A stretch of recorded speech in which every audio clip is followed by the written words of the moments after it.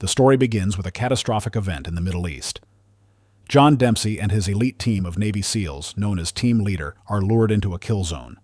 This wasn't a mistake or bad luck. It was a targeted, high-tech ambush orchestrated by a shadow operative named Mahmoud bin Zayed. The attack is so thorough that the Pentagon declares the entire team killed in action.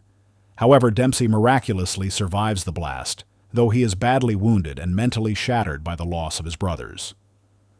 While recovering in secret, Dempsey is recruited by a man named Kelso, the director of Ember. Kelso explains that the people who killed Dempsey's team are part of a sophisticated network that uses the rules of conventional warfare against the United States. To fight them, Ember needs men who officially don't exist.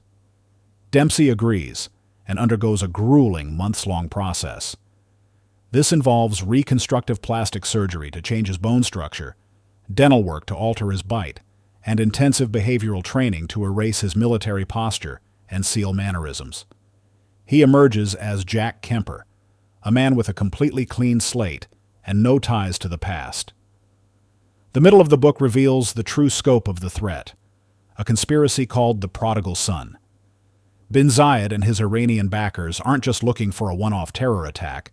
They have infiltrated high-level communication networks and are planning a series of decapitation strikes against Western leadership.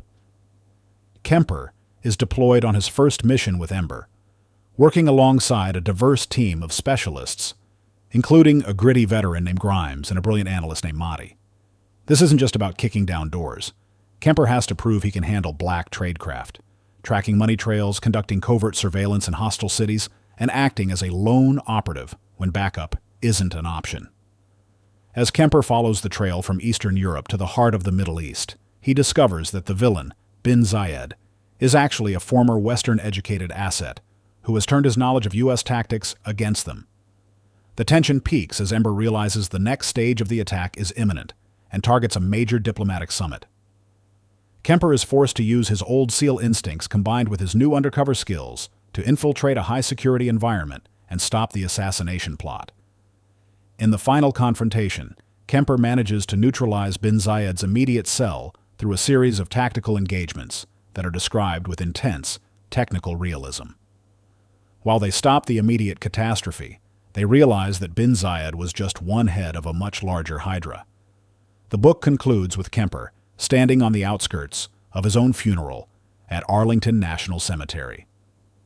He watches his wife and children mourn him from a distance, realizing that for the safety of his country and his family, he can never reveal he is alive.